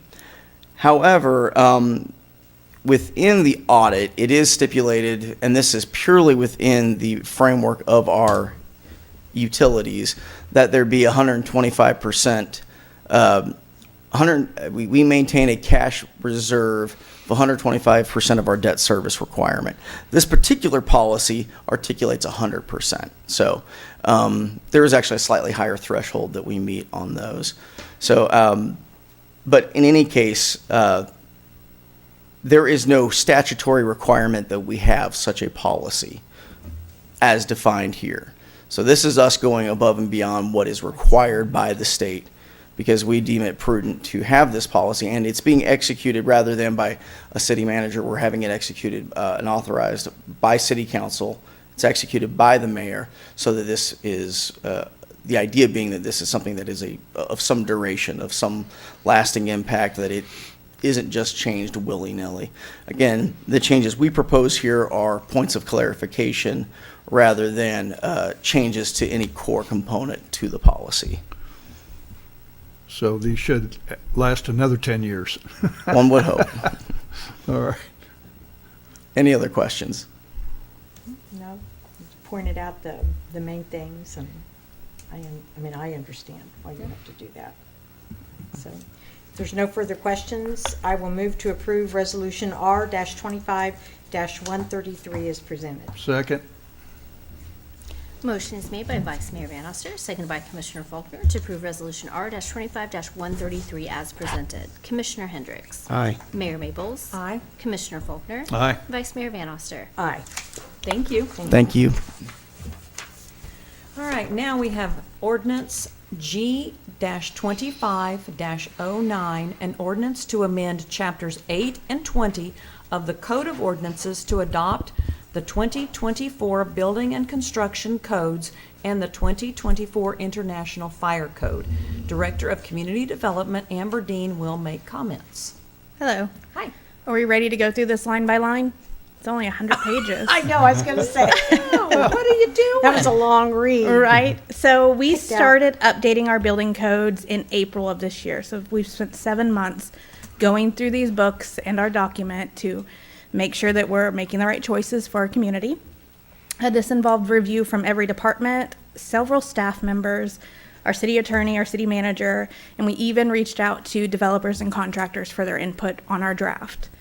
Most of the updates were making sure the section numbers matched what the 2024 code matched.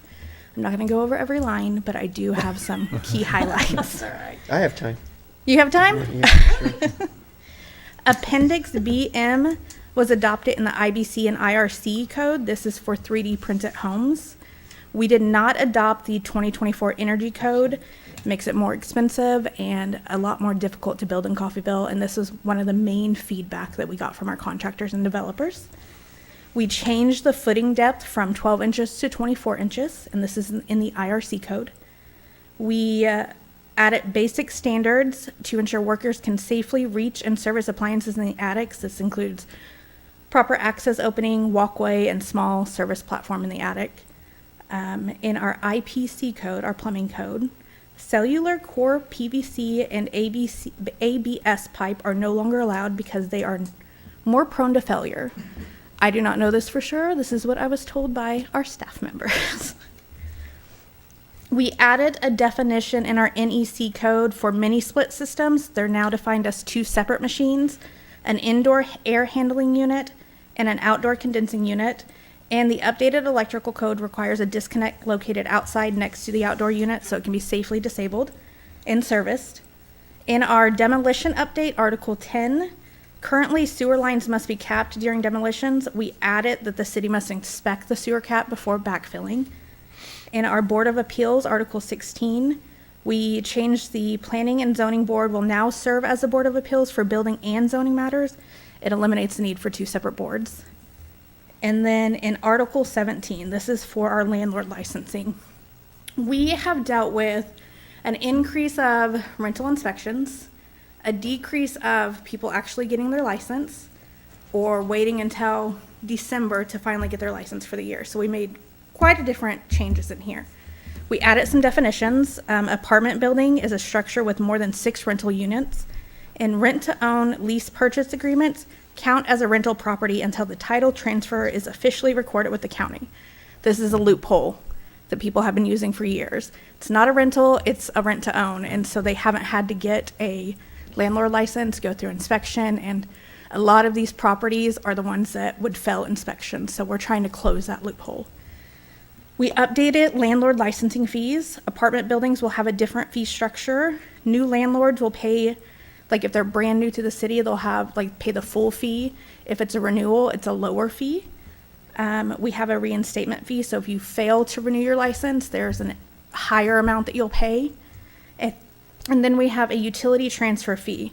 So currently, there's an option where if you're a landlord and you want the utilities left on, you can mark it on the app, and then it's up to utility or customer service to make sure that's left on. And it's become kind of a hassle.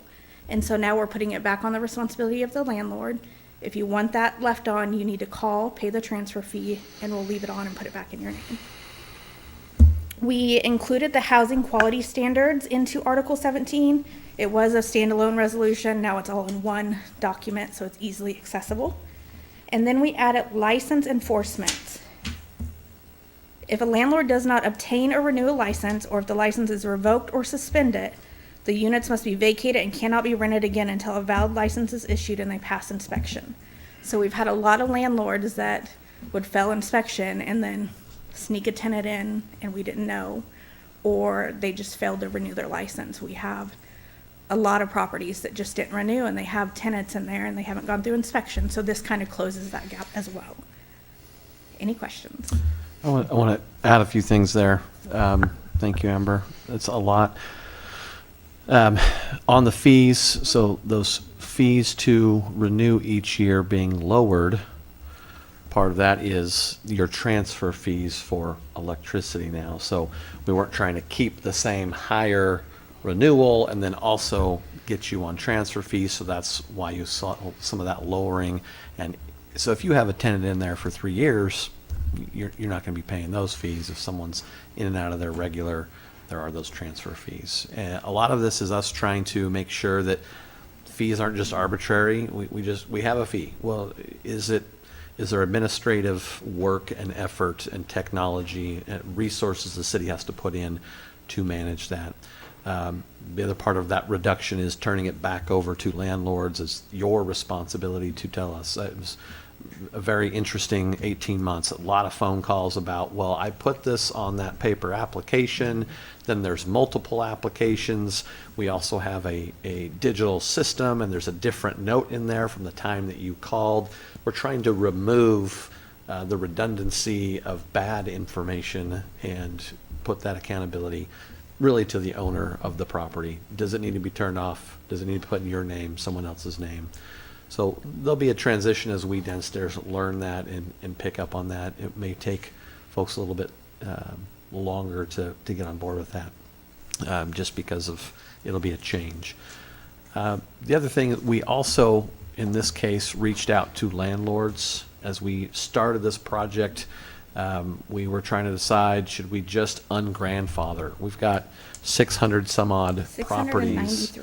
693 properties that were grandfathered in, and the complaints that we were getting, a lot of them came from these grandfathered properties. So we had this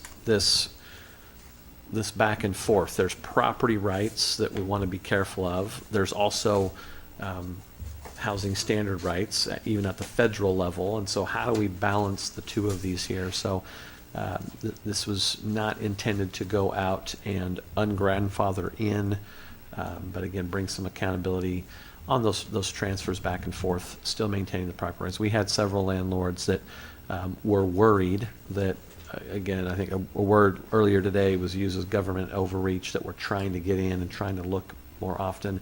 What we're really looking for, and you'd be surprised if the images are the extremes. People that can see the stars through the roof, that are stepping over a floor that's been ripped back and is just framed, and they can see down below. So very extreme issues that have come up.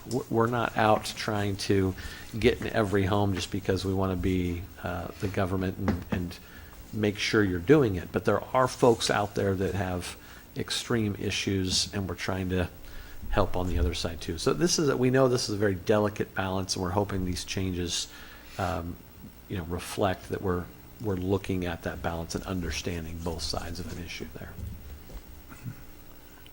Well, I think everybody deserves adequate housing, and when you don't provide that because you don't want to, we need to get in there and help these people that truly need housing.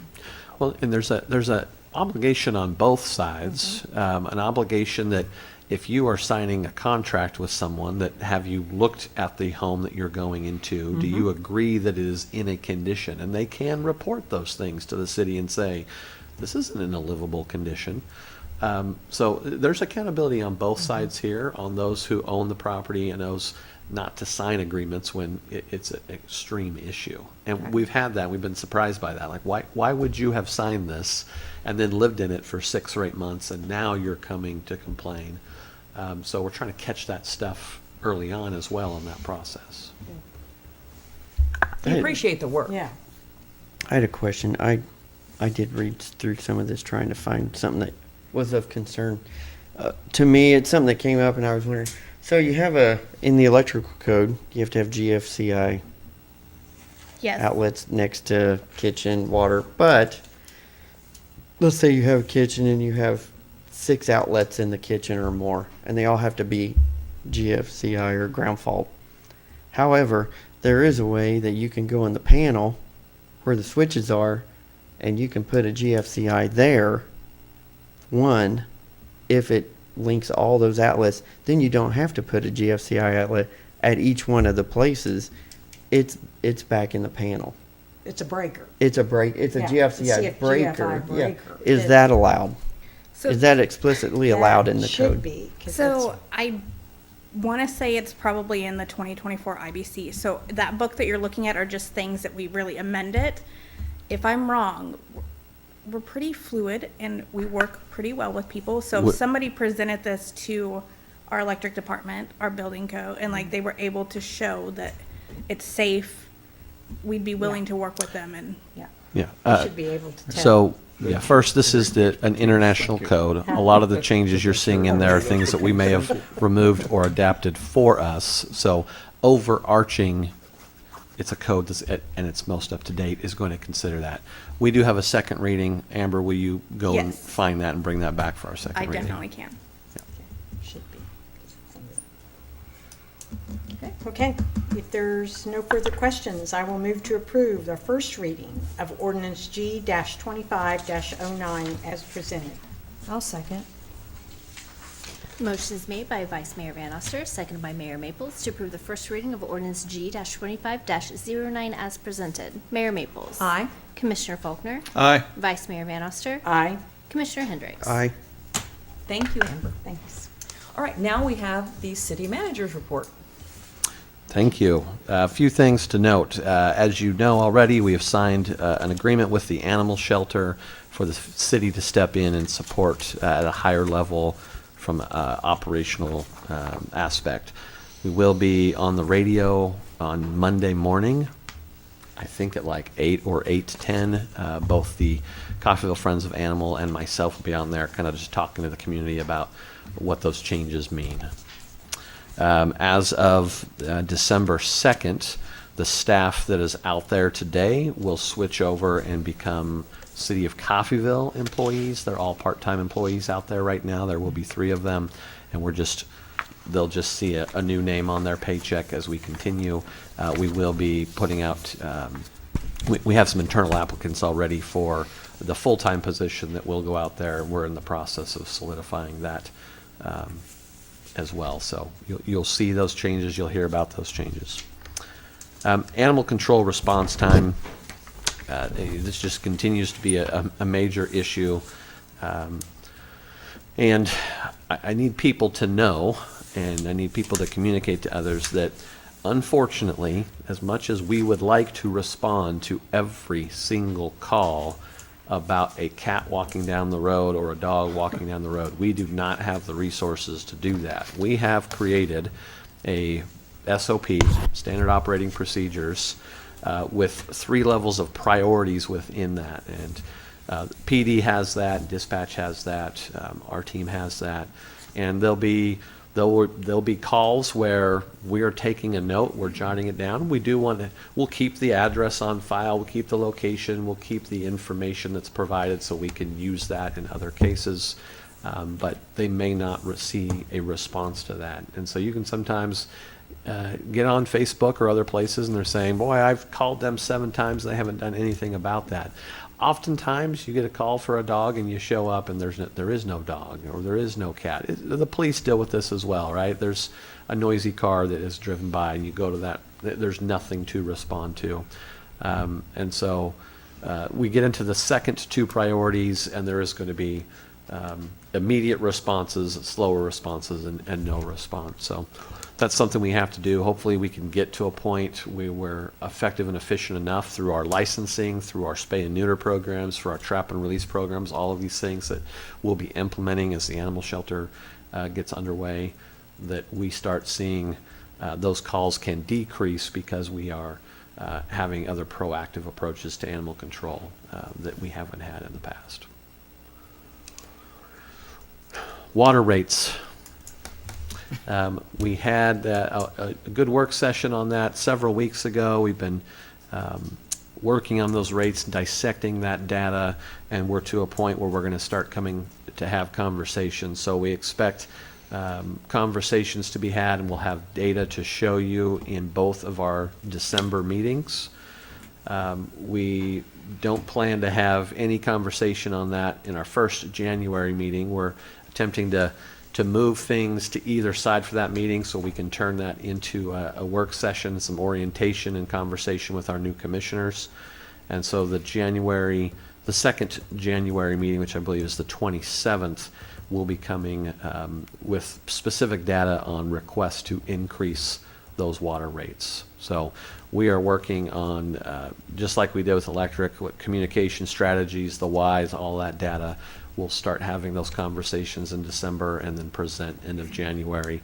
That may be that you need more information and may move beyond January, but that's just wanted to give you a time frame since it's been about 2 months since we had that conversation on our water rates. To note with that, we expect to go out for a small bond next year because of the needs around water.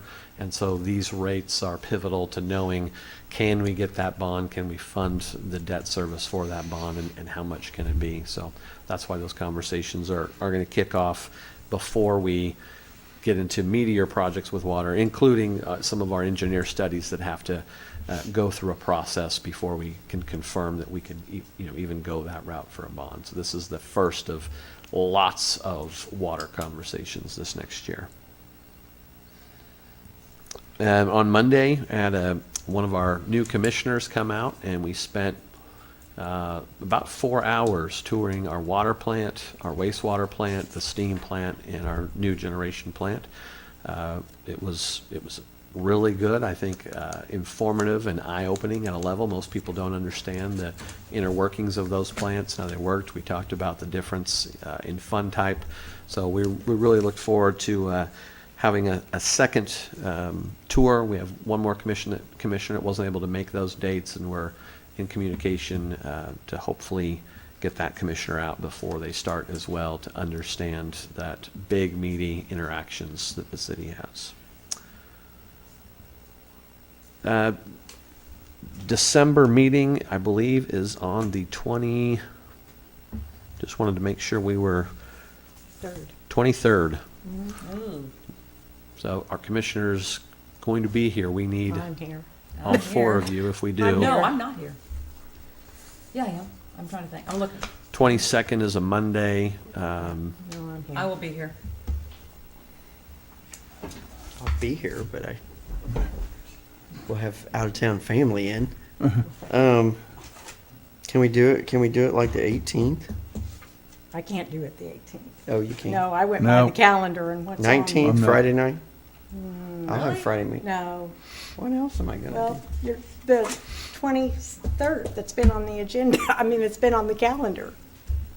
23rd works for me. Yeah. I'm here. Fine. I'm here. Okay. Okay. Okay.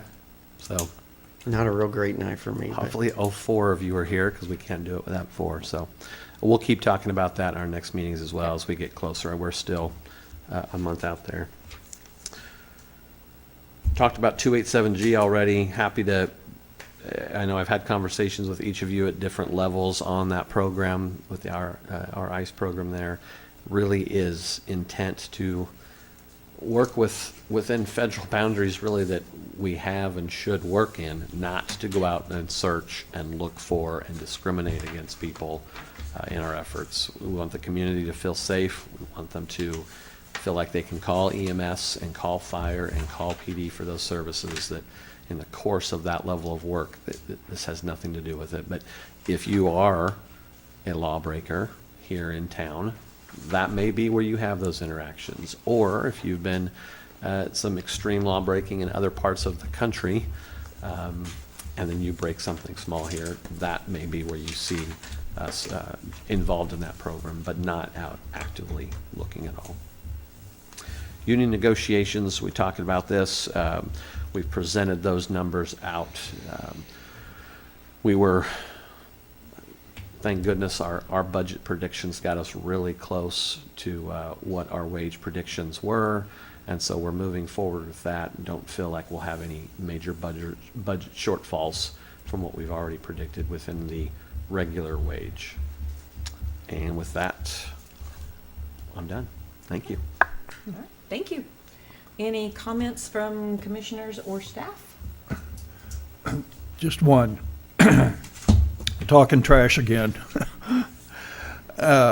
We've noticed that there are several locations around town, around in the neighborhoods, central city, where there's mattresses and box springs that are on the curb that have been there for over a month, and in some cases, those homes are no longer occupied. So there's no resident that can call to have those picked up. How can we address that? Well, for the unoccupied, we'll have to talk with staff on what we normally do in that situation. For those who are occupied in there, we just finished a social media campaign trying to educate people on that. We've got code enforcement that we've held off from going to some of those places because we want to make sure that we don't show up and tell someone they're getting a fine when they didn't even know there's a change. And so we've been trying to educate, communicate those problems. Initially, when we talked to Waste Connections, some of it was they would just pick up. We found that's not always the case, and so we continue our communication with them. Oftentimes, when people report in, we will call Waste Connections and say, hey, can you stop? We've seen fluctuation in that people are getting the message and it gets taken care of, and then we have Oh, thank you. And then we have others that are still not. As far as vacant properties and just picking up, we can come up with what kind of solutions there are for that. That may have to move into abatement, just like any other yards, which, there's a process to go through on that. But I can get back to you on what we can specifically do. I was wondering, within the confines of the contract, would it be possible for them just to do a one-time sweep of the entire city and get everything that's on the curb? Sure. We could do that. My fear is within all of that, what we're doing right now is people have been used to something that existed for 10 to 15 years, and it changed. And if we go too far in repeating a past, are they just going to do it again because they haven't learned that yet? So we're really trying the education. I get it. Yeah, We want could. educated to pick up the trash, Right. to call. I think it's the calling in or emailing. Which that has never changed. Folks can call in, and they have in the past, and we can communicate those changes too. We can go back towards a model like we had before, where it's assigned days and things. Commission wanted, the direction when we went to this particular company was we're trying to keep these big trucks off the street as frequent. So I'd like to see how far we can stretch our willingness to try to get people educated before we revert back. Well, it was a lower cost too, right? What's that? Wasn't that the deal? It was lower cost to, they come and pick up as called in instead of going around the whole town. It would be the same cost if they went around I think we were town. just trying to keep the trucks off the street. Yes. Because they tear up the streets. So we can change it. I think there was a third option about going out to a location. Yeah, there was an option to have a pickup day, one day a week, where they would come around if you called, or they would be set up at a location that you could bring bulk items to them. Okay. But I think So we the had problem three with the options. bulk items is people can't take it if they don't Right, have a and that's vehicle. why Some we people, chose yeah. not to go that way. I think some people would like, if it was a drop location, they would, if they had the ability to drop I there. don't think a lot of people would bother. I think it's easy to throw it out to I- the curb. It's easy to throw it to the curb. I think ultimately at this point, we've picked that option. We are about a year into it now. Yeah. And we can continue to educate, we continually push that out. Our communications, as they call to us, our relationship with it. So I feel like there's more we can keep doing to try to educate people and get us to turn to save the roads. But at any point, commission absolutely could say, you know what, it's Okay. time, this Well, isn't let's- working, let's go back to the Well, for increased renters that traffic. leave and just leave stuff at the curb, then it reverts back to the landlord. It really does to Property them. owner, yeah. Yep. That's what it's, and unfortunately, if it's an absentee landlord. Okay, so let's encourage personal responsibility. Absolutely. What a novel idea. Okay. Okay. Anything, oh, Anna? Yeah, I have, and you're talking trash. Can you say something about the change this week on Yes. trash not being Friday, right? Correct. So Please. yes, trash pickup. I didn't know if you were looking at him or me. Either one of you. Yeah, so trash pickup this week will be on Saturday. Okay. So they're just shifting one day back because of the holiday. The same thing will happen with Christmas. Christmas falls on a Thursday, so they'll push it back a day. So pickup will be on Saturday for Christmas, and the New Year's. I'm not exactly sure what their Yeah, schedule well, is on sometimes- that. Probably the but- same thing. Yeah, probably the same thing. So, Okay. yep, it just gets pushed back to Saturday. And they did ask, to make sure it's out at 5 a.m. And then also, too, with the holiday, there's people staying at people's houses, more cars there, just to really be vigilant when you're putting your polycart out, that it is where the trash company can get in and get it, and there's not cars parked in front of it, because that is an issue too. And, you know, with family visiting, you know, that could be an issue. So they just asked to be aware of that. Since you've mentioned that, another change we talked about, you know, we put flyers out on the Leafs. Oh, yes. And we talked yes. about Yes, thank you. the flyers talked about ending the end of this month. We've made those changes on social media. That will continue as there's good weather. There will come to a point where, because of the weather, leaves can't be picked up. So if people are out getting their leaves up, the sooner the better, so that we Okay. can get them and we don't Minor? get into Okay. ice and other issues that doesn't make it so it's Okay. easy to pick those up. So right now, it will continue after November 30th, weather permitting. Yeah, until- and how long it will go will be weather permitting. Okay. All Thank right. you. Thank you. Thank you. All right. Okay. I do have one thing I want to say. When we met last time at our meeting, we met on Thursday, November 13th, because Veterans Day was Tuesday. And that day, our community had match day. And when I was at this meeting, we were we were over 500,000 and not quite at 600,000. Well, by midnight, it got to be $601,076.12. And then throughout the next 10 days, anything that was mailed and postmarked by November 13th was counted in. So today, updated with the $110,000 match, our Coffeyville community made $729,111.12. But they had 767 gifts, 348 donors among the 33 nonprofits. That is amazing. This match day has been going on for 12 years. And the first year that it happened in 2013, $78,000. And it just has gotten better each year. In fact, last year, with the match at the end of everything, when all was said and done, it was 518. So over just 1 year, we raised $210,000 more dollars. That's amazing. And I think this is when you look at all the 33 nonprofits and what they made, it's a true testament to how this community feels about each one of those nonprofits. Now, I'm going to put her on the spot and ask, Janie DeVore-Gillis is here tonight. Do you have anything you would like to come up and say about Match Day?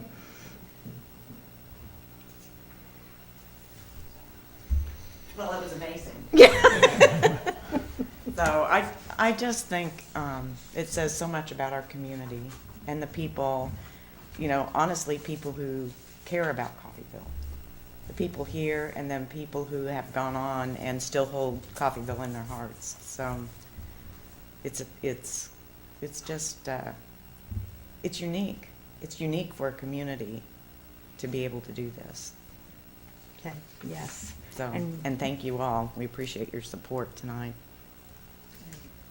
And we had different partners with the $110,000 match, the Bernard and Effie Joe Wade Family Foundation, the Pratt Family Charitable Fund, the Dr. David and Lynn Bumgarner Family Trust, and the Patterson Family Foundation. And those for $110,000 for the match. The Patterson Family Foundation was $50,000 of that, and we also have another matching grant from them for another $50,000 outside of Match Day. So Patterson Family Foundation is wonderful for rural communities. It's awesome.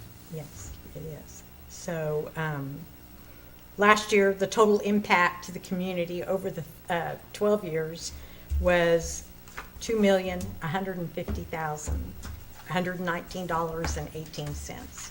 So when you add this year to it, I mean, it's just amazing.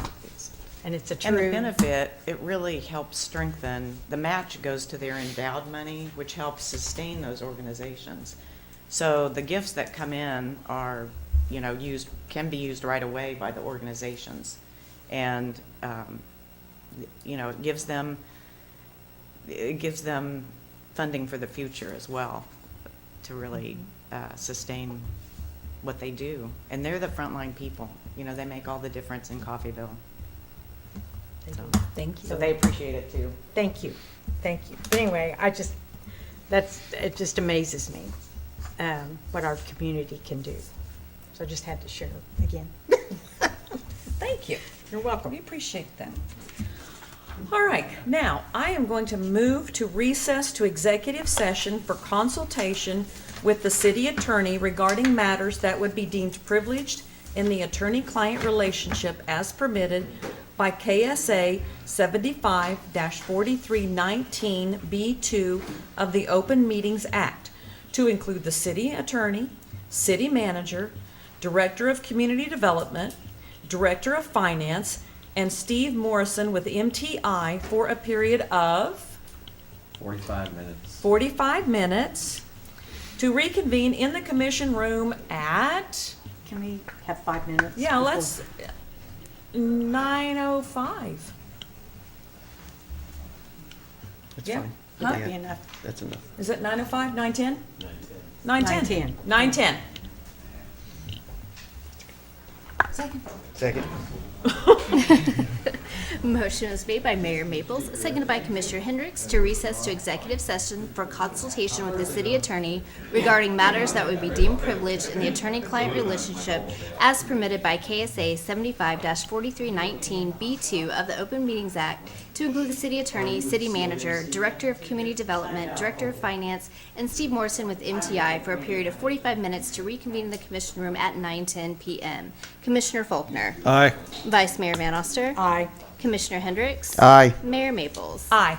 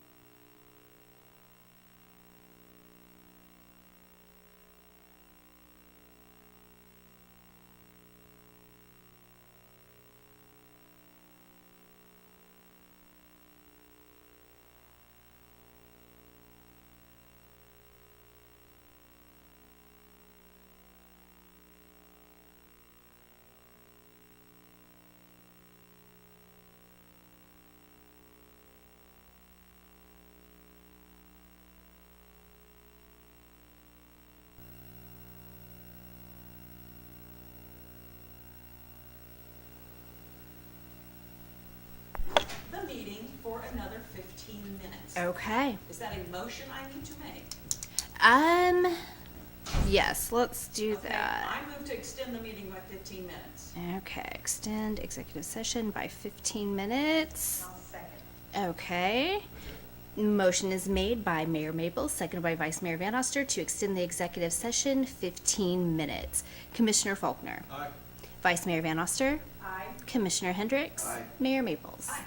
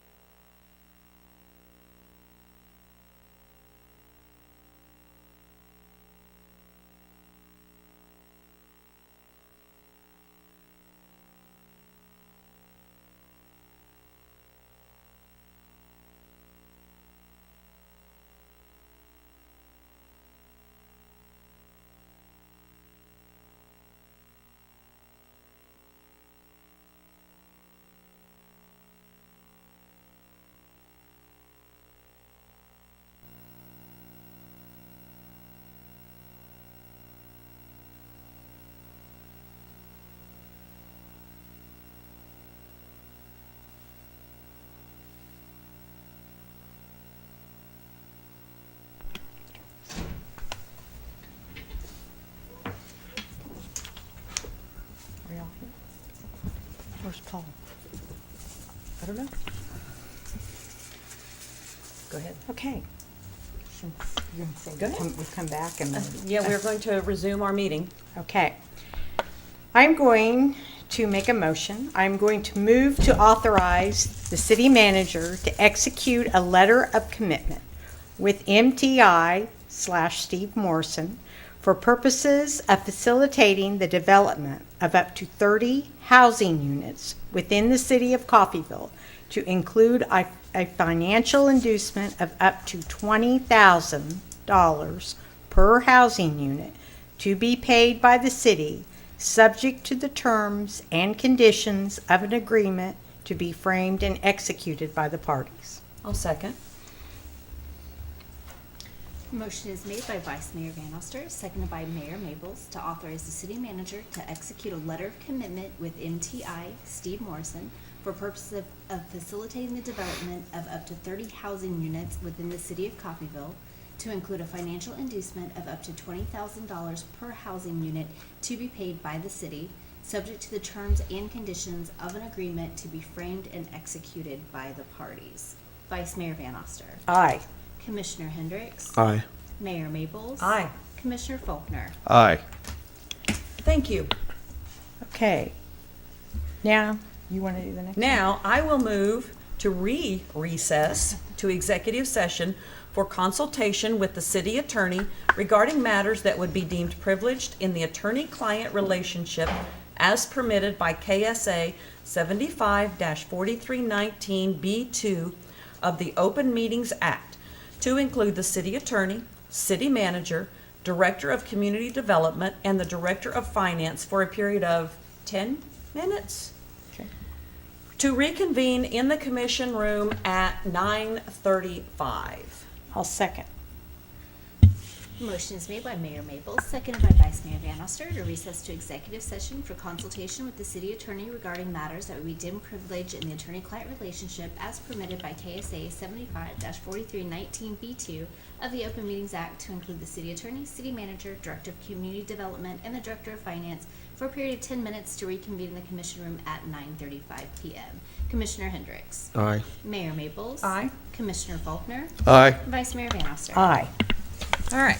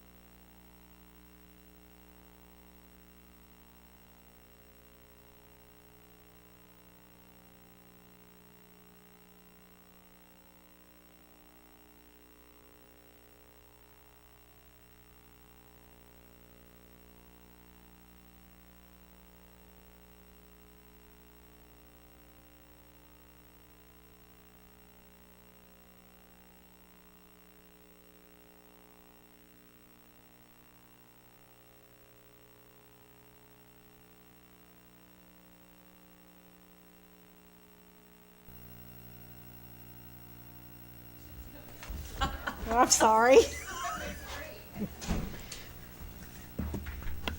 I hope nobody. Okay, we will reconvene, and no action was taken at this time, and I will move to adjourn. And I will second that. Motion is made by Mayor Maple, seconded by Vice Mayor Van Oster to adjourn. Can I see a show of hands? Thank you. Thank you. Thank you. No.